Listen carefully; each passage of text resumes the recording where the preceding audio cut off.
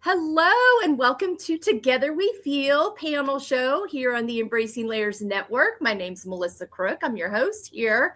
And today I've got two panelists with me who are newer to my community. One's brand new, our new friend, Carine Fabius. And then Jess Vanrose and I have done work together, and you're going to hear more from her as the year goes on. She's a podcast host as well. So she and I have been able to share time with each other on our podcast, and she's here with us on a panel today. It's a Come As You Are panel, and I was telling Carine and Jess before we got in here, I love Come As You Are panels because this is a space where we can come as we are, wherever we are, however we're feeling in the moment, feeling safe and seen and known and heard. And I think that is such an important thing for we as women to have, both on our own and also in community, knowing we're not alone, knowing that we can feel multiple things at one time, and also knowing that we have resources that we can share with each other, that we can share with you, that you can share with other women. I mean, it's just that real collective moment. So today in this Come As You Are, you're going to get some great resources from both of these women, as well as myself. And you're also just going to hear how we're doing. And hopefully that helps you to feel like you can show up safely that way as well. If you've got questions for us, I'm keeping an eye on the chat. You can put those in the chat and we'll address those as we go, but also know that these resources will be listed in our show notes following this live recording. So you can go back and grab those links there. We'll get as soon as I get off here, I'll get the show notes updated today, and all that information will be there. So if you're driving down the freeway and listen to us, don't worry, or you're on your walk and you don't have pen and paper or your phone to make notes in, that's fine. You can come back to this later. But today we're just going to show up as we are. It's Groundhog Day. Puxatawny Phil said 6 more weeks of winter, but one of my staff members very pointedly pointed out that he's only correct 30% of the time. So for our friend Jess Vanrose, who's very, very cold, and our neighbors to the north in Canada, she's like, please, 70%, not the 30% that Phil said. Yeah. Carine and I are very fortunately in California. I'm in San Diego currently, and Carine resides in the LA area. So we are winning on the weather front. We are probably the only ones in the country winning right now, but we are winning unapologetically. But today for me and the Come As You Are, it's interesting. I had a beautiful weekend here. My husband had a series of conferences. He was actually in Carine's neighborhood last week in the Hollywood area, speaking at some conferences there. And then I came down with him to San Diego. I'm normally in Fresno, joined him there, and we have had the most beautiful time. We were able to take a little breather this weekend and enjoy the beautiful weather and the beaches and the restaurants, and just take a breath and be just in the moment and rest a little, which I know that I needed. We have stormed into 2026 as much as 2025 was wild and hairy in the world. 2026 is off with a notorious bang, and here we are. And so I have found that these moments to really settle my nervous system are even more important now than they have been previously in my life, over the scope of my life. And it's interesting when you're in a hotel room with your partner, at home we have our own TVs, we're moving around, we're doing different things. My husband has a much higher news intake tolerance than I do. And so I find I'm like, no. So he went into the bathroom at one point a couple of days ago. And while he was in the bathroom, I changed the channel. And he came out and was like, you changed it on me. I couldn't take it anymore. I was done. My impact, I felt, and my body was seizing up. I know I need a mixture of something else besides the constant onslaught. He just has a higher bandwidth for it than I do. And I don't notice it as much, except for when we're traveling in a hotel room and there's one TV. You're like, oh my gosh, it's time for us to leave now. We're going for a walk. We're getting outside, something. So I think for me, it's just for the Come As You Are, it's like, it was just a reminder of the importance. And I'm so fortunate to have access to these spaces where I can get outside. But even, I was talking to our middle daughter is in North Carolina, and they are having winter in North Carolina this year. And she was heading out for a snow walk yesterday to get outside. And she grew up in northern states. So unlike most North Carolinians, she's very accustomed to the snow and the cold, and looks forward to it. Doesn't like the ice, but enjoys the snow and has all the right clothes for it. So and the sun was out. It was chilly, but she had her gloves on. She got all ready, got her snow pants on, and just went outside and played in the snow, and like a little kid. And just that.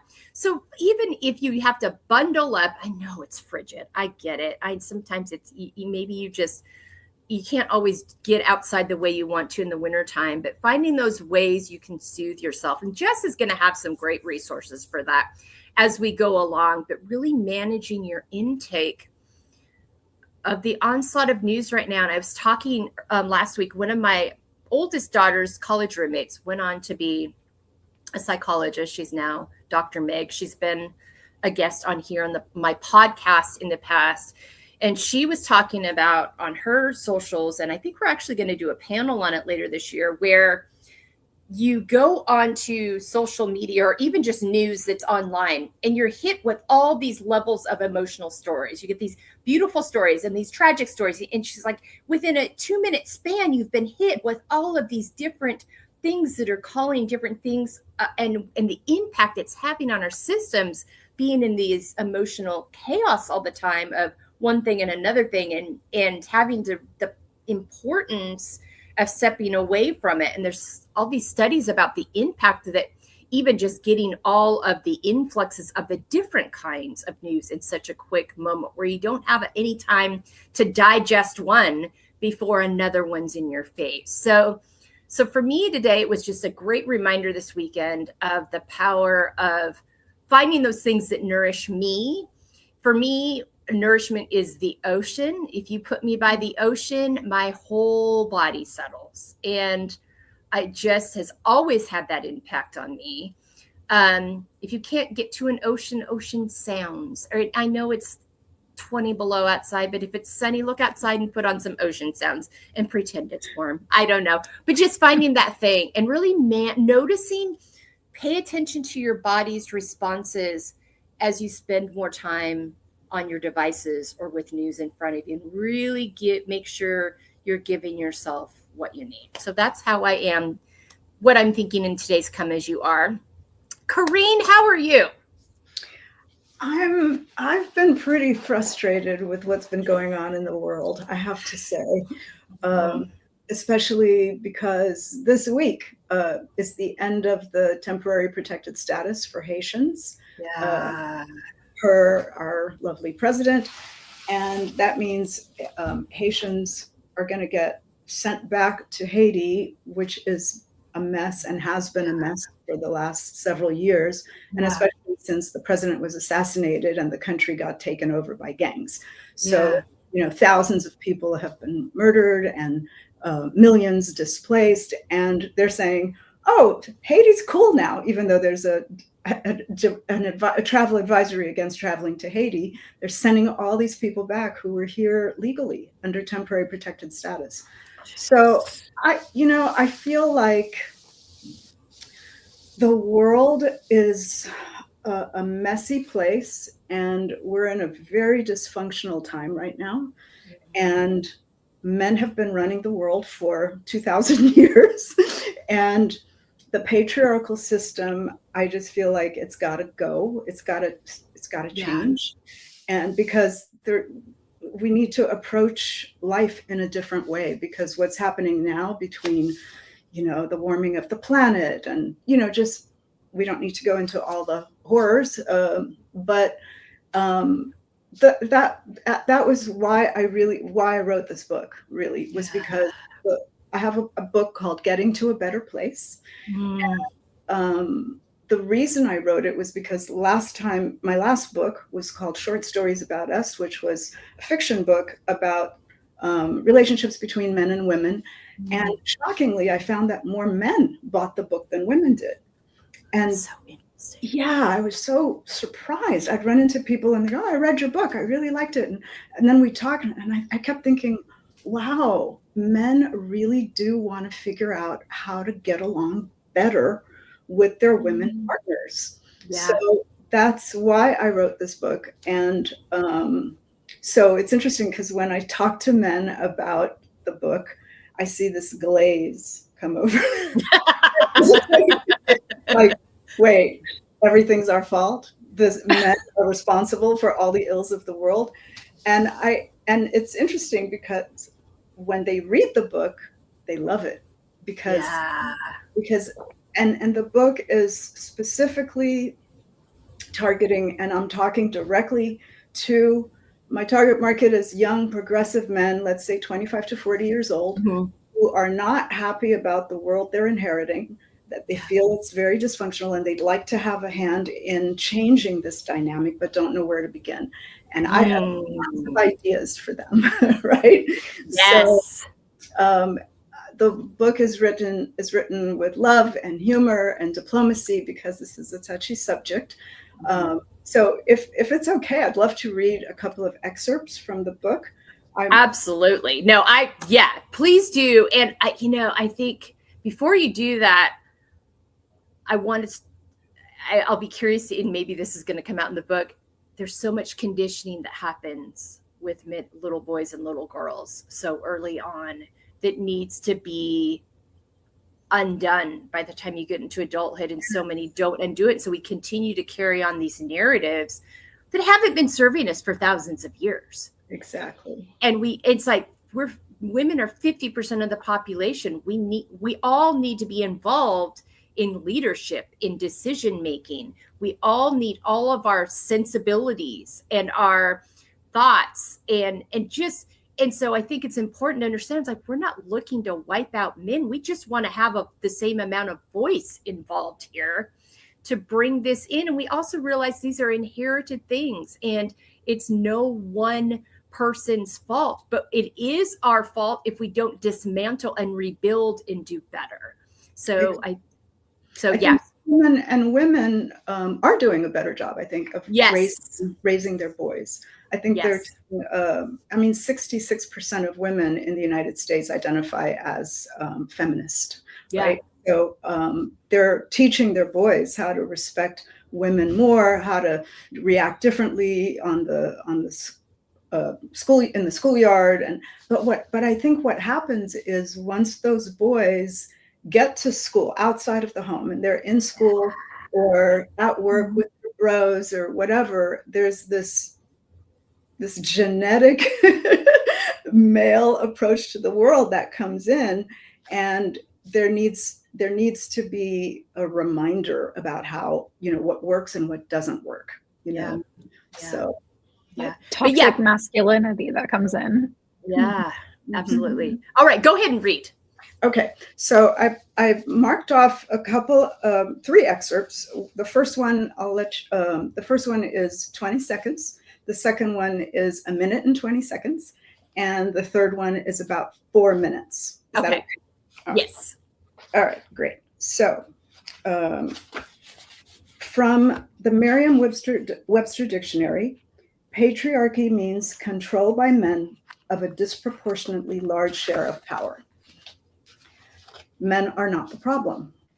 The problem is the disproportionate control men have on power, and that too many men refuse to share power even when it's clear that the current system is failing. Their attitude stems from a fear that relinquishing any control will diminish male influence. Not true. This isn't about blame, it's about better. A new perspective is needed. And I'm going to change my glasses because those are my computer glasses. These are my real glasses. So that was from the introduction. This is from an excerpt from a chapter called Ask a Woman. Millennial women do not believe that society has reached a point where men and women have equal opportunities for achievement, but millennial men do. This is according to an ongoing survey by the University of Chicago that examines millennial views on societal and political issues across race and gender. Interestingly, although women fighting for equality encompasses the definition of feminism, many women avoid using the term because it has become associated with man-haters and ball busters. So I was surprised to learn that as of 2023, 16 governments across Northern Europe and places as far-reaching as Latin America, Africa, and Asia had formally adopted feminist policies. Prioritizing women has a proven track record of helping nations in the areas of peace building, stability, conflict resolution, and economic growth. To be clear, helping nations translates to helping individuals, including you. So I can't help but ask, when it comes to finding new approaches to the most pressing issues of our time, why not ask a woman? Okay, and this is an excerpt from a chapter called How to Get Sex and or a Life Partner. We're talking to men. Okay. As the book title suggests, getting to a better place requires men to challenge the patriarchal mindset, to shake it up, turn it inside out, and view it from new angles. This chapter explores how men can improve their sex lives and or find a life partner while simultaneously dismantling patriarchal thinking. Now hear this. Shaking things up does not mean losing your masculinity. We love your masculinity. So if a man wants to know the secret to getting someone into bed, it's simple. Listen. If listening doesn't come naturally, here's a quick guide to mastering it. When engaged in conversation, make direct eye contact and act as if every word they say is fascinating. If that sounds counterintuitive, bear with me, it'll make sense. Follow up with thoughtful questions about their topic. Share your own perspective, but avoid lecturing or acting like the expert. Ignore distractions and focus solely on the person in front of you, making them feel like the most interesting individual in the room. If you do this well, they'll feel truly heard. This isn't some new revelation. Don Juans throughout history have always included listening in their art of seduction toolkit. And here's the good news.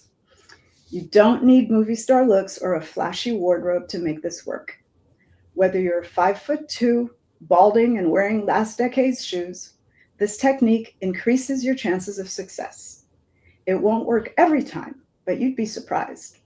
Ever wonder how a total schlub ends up with a knockout? Often, the answer is one of two things. He's rich or he listens. Women adore being truly listened to. It's rare. They're so accustomed to being objectified that when someone values their thoughts and not just their looks, it's an irresistible turn on. What brings men and women together romantically can also serve as a blueprint for creating a more equitable society. But listening shouldn't be used solely as a tactic for scoring. That's straight out of the patriarchal textbook. It should be part of a larger shift toward valuing and respecting women. The point here isn't to teach men how to emotionally manipulate their way into bed. Those who use listening as a mere tactic will eventually pay the price. Karma's a son of a bitch. The real message is this. Learning to truly listen will make you a better partner and a better person. Many men are great listeners. Love those guys. But for others, it's not second nature. Hello, mansplaining.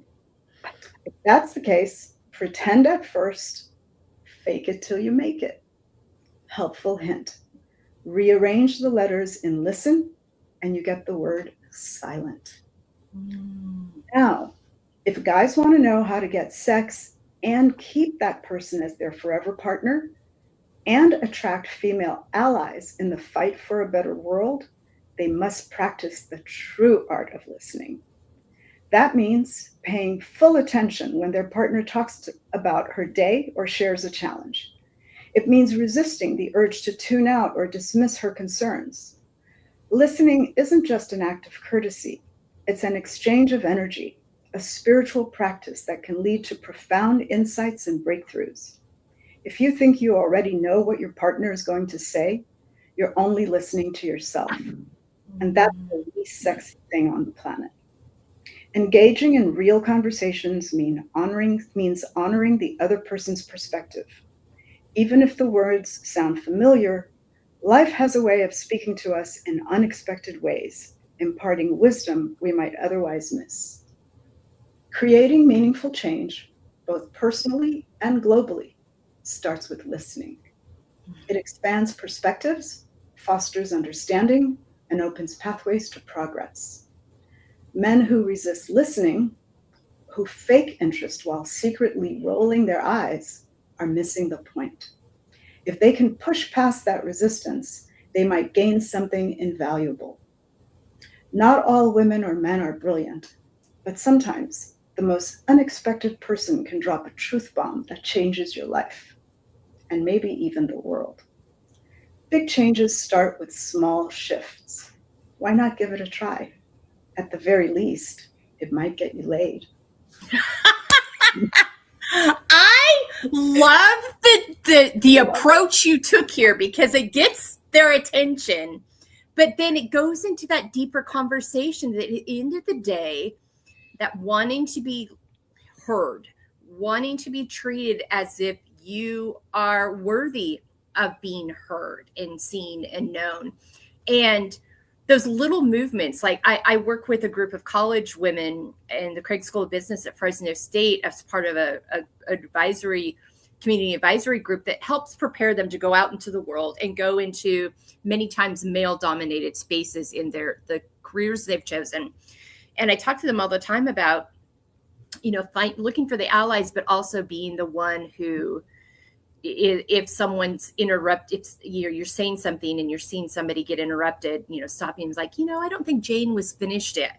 And then and if men can start seeing that too, and mean like, this guy over here continually interrupts the women in the room or the younger women that are newer and not as confident or experienced. So but that listening piece, that's how we learn from each other. That's how we build community. That's how we build trust. I mean, trust in a relationship is built on that lasting trust. But I love the angle you took on that. That is, I feel like we could have, well, you're going to be a podcast guest someday, so we'll get into all of that. So stay tuned, people. Come back for more time with Carine on diving into how she got to the place of having the wisdom for these approaches. We're going to come back around. We're going to let Jess share, and then we're going to come back around and we're going to ask each other questions. So Jess, we've given you a lot to think about, and hopefully you're feeling a little warmer up there. I have my fuzzy slippers on, and I do have my fuzzy blanket sitting right behind me just in case I get too cold.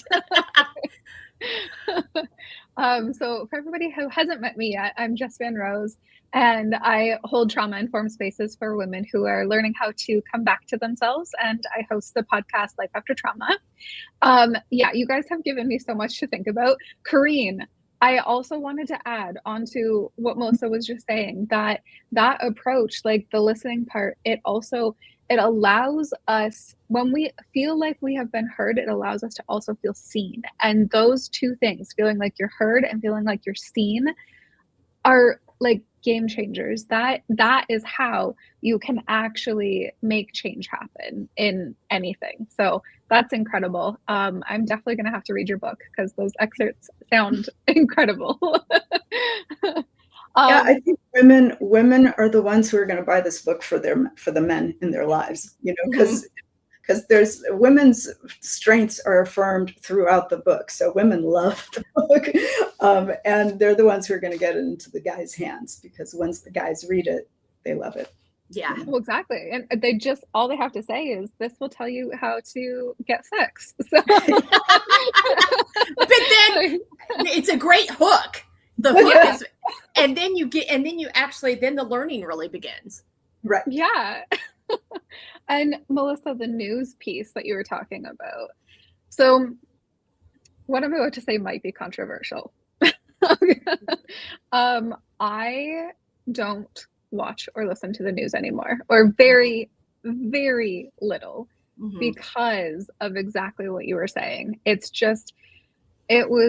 I got to a place where it was just too much for me. And like, I was somebody who I prefer podcasts.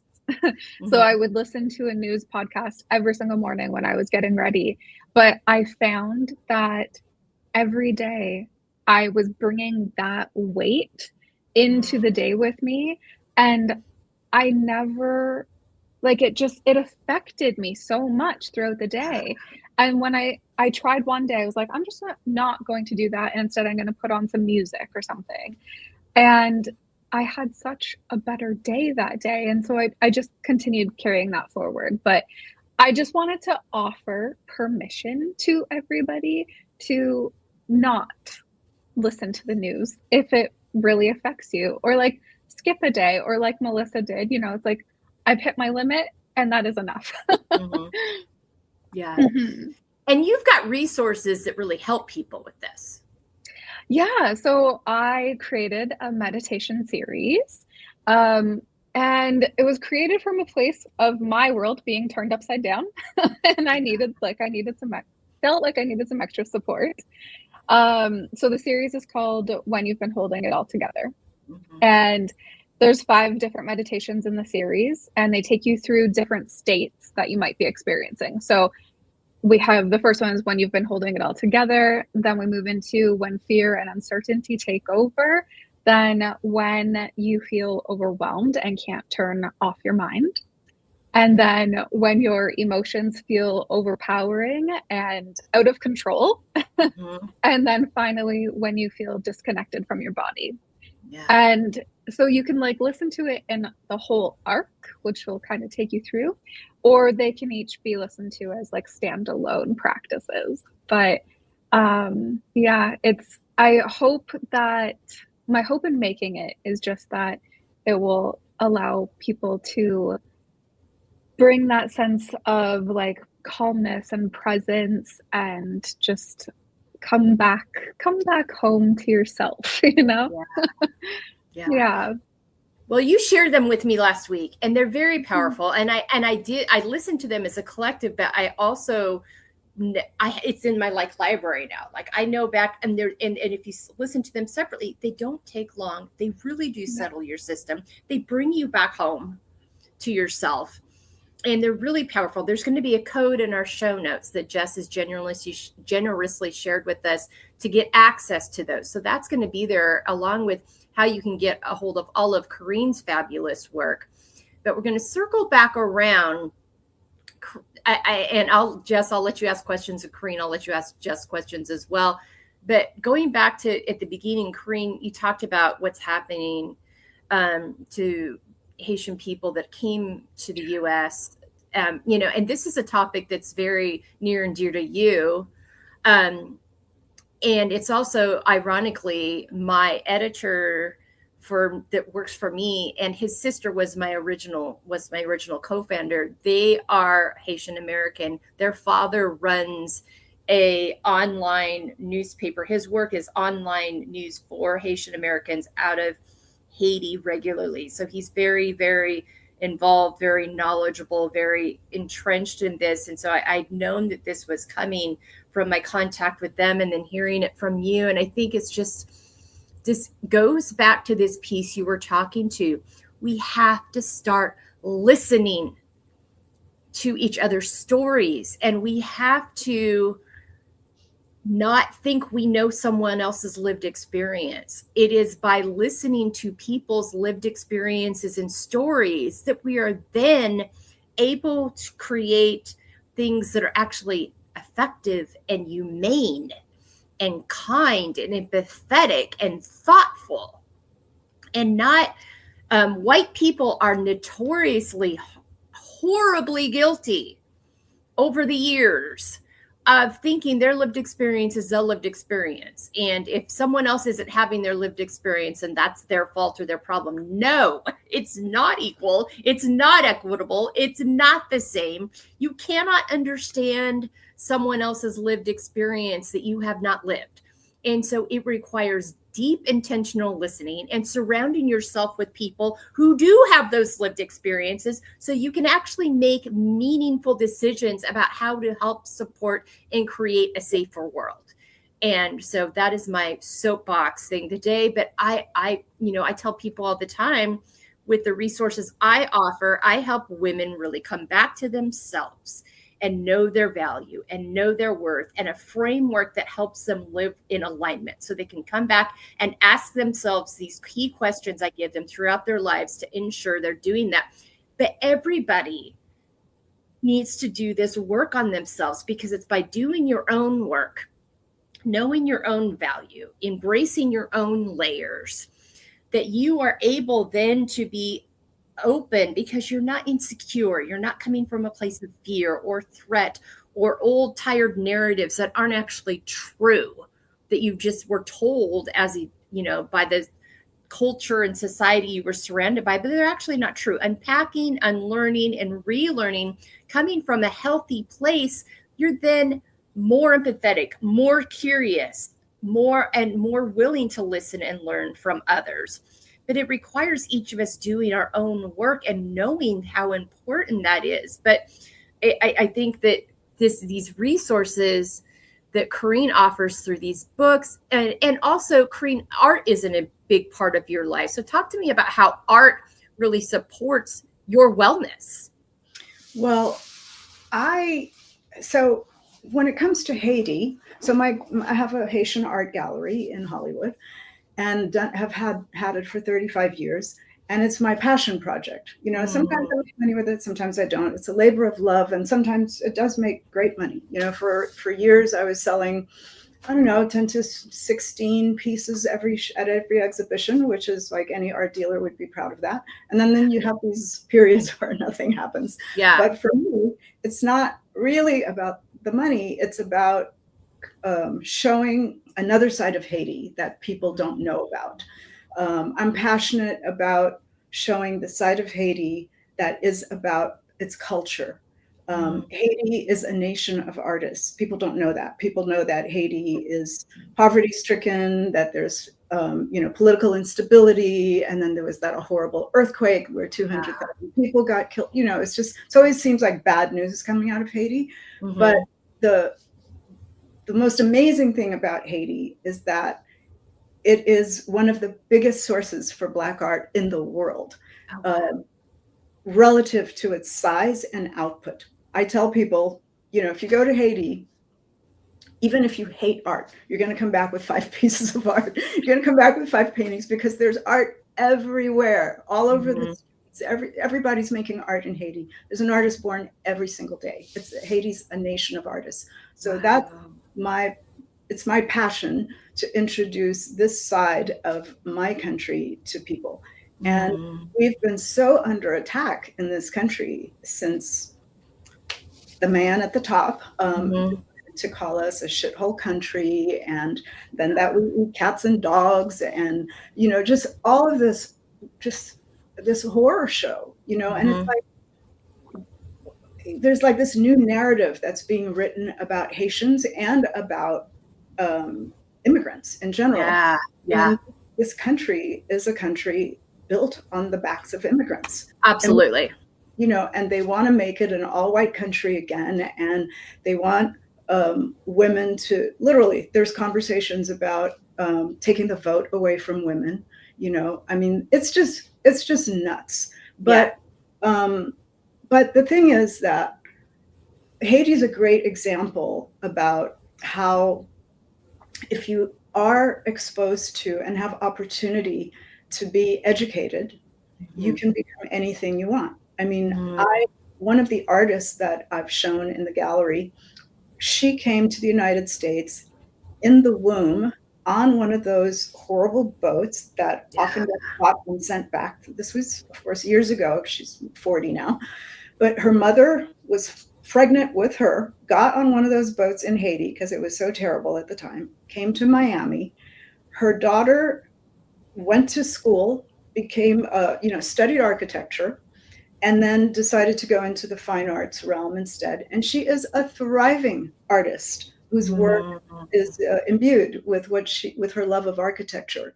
And it's like, anybody can become anything they want, maybe, unless destiny or fate has something else in store for you. Because, that's another thing that I think about a lot too lately is, this whole idea of the law of attraction, that what you think about, you bring about, and that whatever you want, you can manifest in your life. And intuitively, I feel like that's true, but I think the whole thing is a little too mysterious for us to know how it actually works, because I know sometimes I'm able to manifest things that I need in my life very easily. And other times, no matter how much energy I put into it, I recently did a meditation for 8 months, after reading one of Joe Dispenza's books. I don't know if you're familiar with Dr. Joe Dispenza. This great book called Breaking the Habit of Being Yourself. Yeah. And I wanted to work on no longer having insomnia. So I did all of this meditation every single day, did everything the book said to do. It was like 45 minutes every day, journaling, focusing. And I had lots of breakthrough moments and realizations about why I wasn't sleeping. But it still didn't work. It didn't work. So there's this, we also have to surrender sometimes to what, if you're born into abject poverty in Haiti, this is the life you've been given, and maybe you can get out of it, and maybe you can't. And so there is an act of surrender while we continue to create what we want for ourselves. If you can't get what you want, then you have to, going back to what Jess was saying, is figure out how to find that peace within yourself. Because there are people with terrible diseases, and there are people with lots of money and everything on the outside, and they're still miserable, right? Yeah. So it's about being able to find your center. And I've been on a spiritual path since I was 20 years old. And I've been meditating, for a long time. But sometimes it just takes more effort, right? Lately, my prayer has been, just the last few days, please, this is my humble request. Let me have an experience of what I truly am, who I am, through nature, not what I see in the mirror, what I like to eat, or what blah, blah, blah, what I do in my life, but having a sense of, where do I get my peace? I talk about it in the book too. It's like in this chapter on aging, it's like happiness has a really good PR agent, because happiness is not what we seek. What we're looking for is peace. Absolutely. Regardless of our circumstances. Yeah. I'm all over the place here. But Jess, I really want your meditations, because that's exactly what I need right now. Yeah, absolutely. I will send you a link. And what you just said, it ties in so much with what I wanted to bring up today, because I've been thinking a lot lately about how many of us are going through something heavy silently, while we are wanting to be seen as holding it all together. And so you mentioned diseases. I just got diagnosed with an autoimmune disease that I'm going to have for the rest of my life. And so it's been this whole shift of learning how to accept my new reality without letting it become my identity, and knowing that there's a difference between acknowledging a hard season and letting that define me. And I just, I feel like that ties in a lot with what you were just saying. But Yeah. And this is very new for you, Jess, too. Like she's not like, we're talking, weeks in. Yeah. It's been, I think maybe 6 weeks now. Yeah. So I'm just starting my treatment, the long-term treatment now. So, it's been a lot to take in. But I know that I'm not the only person who's going through something like this. And even if it's not a health diagnosis, like just people are dealing with heavy things all of the time. And I guess it was just a realization that I had that was like, how many of us are just like walking through our day feeling so like torn up inside, but we're still showing the world like, yeah, I'm here and I'm together. Yeah. Right. Are you willing to share what it is, or would you rather not? Oh, that's okay. So I have Crohn's disease. So and painful. Yeah. It has been. Thankfully, the treatment is helping a lot, so I don't have a lot of pain now. But this past year, like 2025, was awful. So it's definitely, we are improving. Things are moving up. So that's good. But I think it's just, I want people to know that, like, even if you are going through a hard time, and for something that can be like so challenging on your identity and like even relationships, just like everything, right? You can grieve the life that you lost, the pieces that you've lost, and still not let that become who you are. Yeah. You and I talked about that a lot in our conversation a couple of weeks ago. And it's about that, not allowing and that's why it's so important that we are grounded in our value, grounded in who we are, that we deserve to be seen, known, and heard, that we are worthy, that we, not based on how much we output or production, but because we exist in the world, because we're a human, that we have innate value because of that, and that we get to choose how we respond. Going back to what Carine was talking about, you can't, there's not always an avenue out of your current situation readily available. So what can you do within that to choose yourself, to choose ways to find contentment, to find peace, to stay hopeful?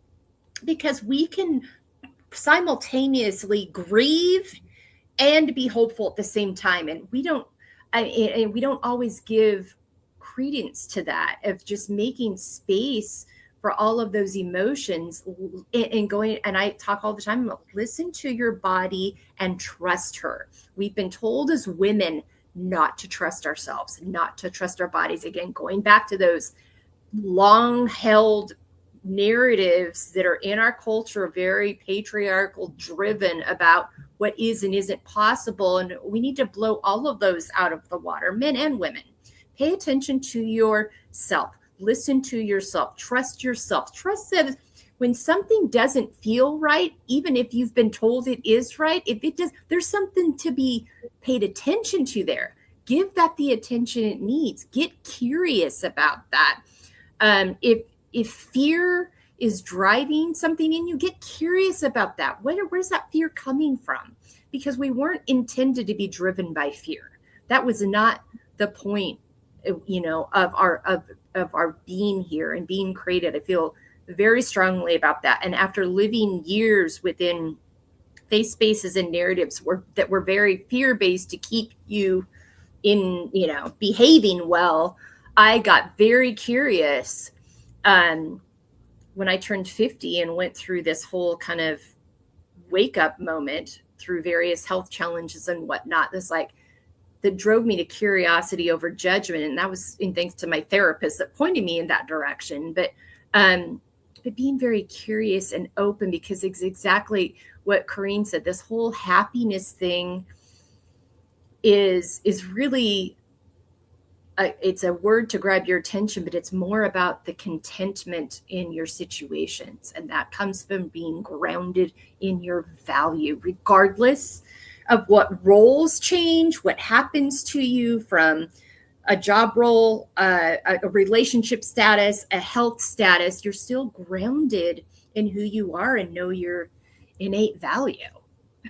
Melissa, those three things you just said, I lost all of those in 2025. Yeah. I mean, and like, yes, exactly. That's why I was like, okay, I need something. Because that is that's life. Life is going to life. And so going back home to who you are and having that be your foundation is imperative, because it's going to try to knock you around in all these different various ways. And I think just also the awareness of others around you that creates when you're grounded in yourself. You know, my husband, the other day, we were out on Coronado Island. It was a beautiful sunny day, and there were all kinds of families out there at the beach with their kids from all kinds of backgrounds. And you know, the beautiful thing about being in California is there's people from all backgrounds, all cultures, multiple languages. You're hearing all around you. It's a beautiful collection of people. And my husband was like, he's like, I have this time that we're in the world, and it's specifically in this country right now. He's like, I have this whole new appreciation, respect, and kind of just in awe as I listen to all these people talking in the different languages and cultural narratives. He's like, I'm a white, cisgendered, middle-aged man, and I can't imagine how terrified they must feel all the time. Mm-hmm. What is it like to live in a constant where your nervous system is just on high alert all the time? But they're here at the beach today, and they're enjoying this time with their family, and they're not letting it take them out. And it was just, he's like, his awareness, I'm like, yeah, you're absolutely right. And so it's so imperative for our nervous systems, we find our home within us. It's something I say in the book as a piece of advice. I mean, at the end of every chapter, I have like this plan of action, you know, which kind of sums up everything I said in the chapter. Here's what you need to do this if you want to get to this place, right? And what I tell them is, it's what we're talking about right now too, about, you know, getting back to your center, getting to a place of peace. It's like, if there's a behavior you're trying to change, it may not happen the first time you do it, or it may happen the first time you do it, and then you fall back into the bad habits, you know, and whether that's interrupting women or thinking that women who wear short skirts just really are trying to get laid, or I don't know, whatever, you know, these kinds of generalizations about women are. Let's say you fall into that behavior, just bring yourself back out of the red zone again and again and again. The same thing for exact what we're talking about now. It's like, if I get depressed because I had another bad night's sleep, it's like, well, go take a nap, you know, or you know, sit and meditate for a while and get back to a place where you can feel better. You know, that's the purpose of our life, is to experience joy, no matter how we get there, no matter what's going on. And there's that famous quip from, I think it was George Burns, about, oh, quitting cigarettes is easy. I've done it 1,000 times. It's so true.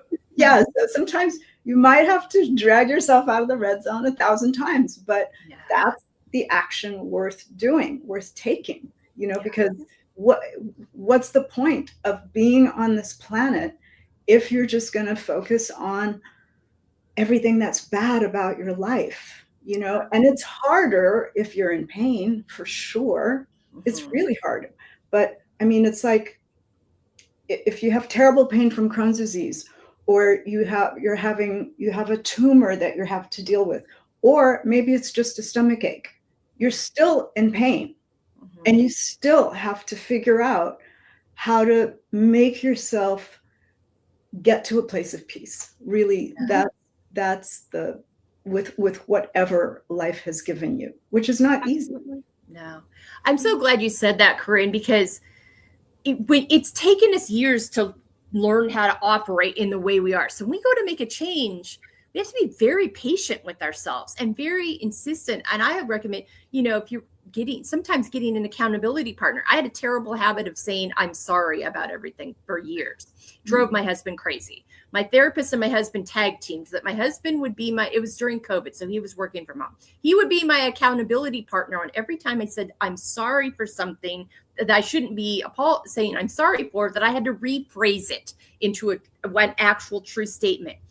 It took a year and a half of very intentional accountability for me to break that habit. I'll do it every once in a while now, but not very often. And if I do, I catch myself right away. But a year and a half of very intentional. So it might take going back to what you might have to go back to the red zone 1,000 times, but it's worth that time and commitment to yourself and to the world and to the people around you and how it's going to impact them and you showing up in this healthier way. Exactly. Yeah. Well, and also I want to add to that's completely normal that you're falling back into the red zone. Like it's not like you can snap your fingers and you're never going to do it again. That is the normal pattern. Like you're going to make that choice and then you're going to slip back and you're going to make that choice again and again and again. And it's just consistently showing up and making that choice. Yeah. All right. Do you two have any questions for each other? Carine, any questions for Jess? And then Jess, any questions for Carine? So Jess, how is there a practice that you have? Like, how do you come up with the meditations and that you offer to people? Yeah, so this one, it was through this whole process of especially the diagnosis, but like everything that led up to it. So 2025, like I mentioned a little bit before, was a very hard year where a lot of things were lost. And I just felt myself, by the time that I got the diagnosis, I felt myself really just needing that extra support. And I just, honestly, I think it's just a lot of like awareness and paying attention to my body and knowing what I need. And one day it was, I don't know if it was a shower thought or if it was just something that popped in my head one day, but I was like, I need to make meditations around nervous system regulation because like that's exactly what I'm needing right now. And I know that if I'm needing this, then other people are needing this as well.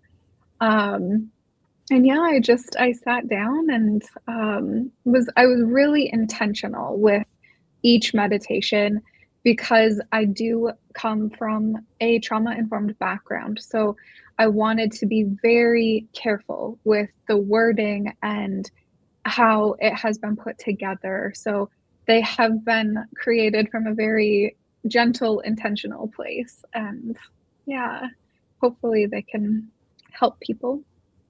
Awesome. Yeah. And Carine, we have to go back to the art for a second because I love art. And so I'm really curious, like, do you have art pieces yourself? Because you mentioned that Haiti is the country of artists. I'm curious if you've made any. Oh, I do not make art. You would not want. No. Okay. Okay. Well, we might need a list of some Haitian artists to check out. Oh, well, I have a wonderful gallery, and in fact, I'm about to launch today. I'm going to send out an email to our mailing list that we're going to have a 35% off site-wide sale. Oh, wow. Our gallery website, I'll send it to you so you can maybe add it to the links from this conversation. But the gallery is called Gallery Lakai, gallery with the French spelling. Lakai is the Haitian word that means home. So it's like gallery from back home. And it's also in our home, the gallery. So it's like a play on words. But I have lots of art, lots and lots of art. We represent lots of artists. The gallery's permanent collection has probably 300 pieces in my basement that I don't have room for on the walls, and we change it on a regular basis. So we are definitely a source for beautiful, beautiful art, not just by Haitians, but also by Mexican artists, African artists, Cuban artists, all kinds of people of color. So that's amazing. It is. All right. And that information is all going to be in our show notes. But before we wrap up here today, I'm going to give you each a chance to share a last thought and then where people can find you. And then, of course, like I said, that'll be in our show notes. So just a last thought and where people can find you. The last thought I have is one that might open an entire other conversation. Oh man. Okay. Let me think here. I think if we go back to, you were talking about the trust piece. And I think the part that I would just like to add to that is that, like, each time that I choose to not abandon myself, especially by listening to my body, I build trust with myself. And that trust, like, builds up my sense of inner safety and security, which for me, especially right now, is very important because, everything is seeming a little scary at the moment. Yeah. So, yeah. I love that. So good. And where can people find you? Oh, yes. So best place would be my website, which is jessicavanrose.com. Okay, perfect. And Carine, how about you? So I feel like the most important thing for us as human beings is that we're here to serve each other and to be here for each other. And hence the name of the book is Getting to a Better Place. And I'm really into how to help people get to a better place. One of those stories in my short story book was called Getting to a Better Place. I love that title. It's like, how do we get there? And so I really feel like the dynamic that has brought us to this place needs to change. And for us to get to a better place, the male establishment needs to look at things through a different lens. And so I use, throughout the book, I use domestic and romantic relationship scenarios to show how, if you can approach those problems in this way, you can then take that to the global stage where you will deal with your women partners as allies toward a new place. The subtitle of the book is A Way for Men and Women to Chart a New Path.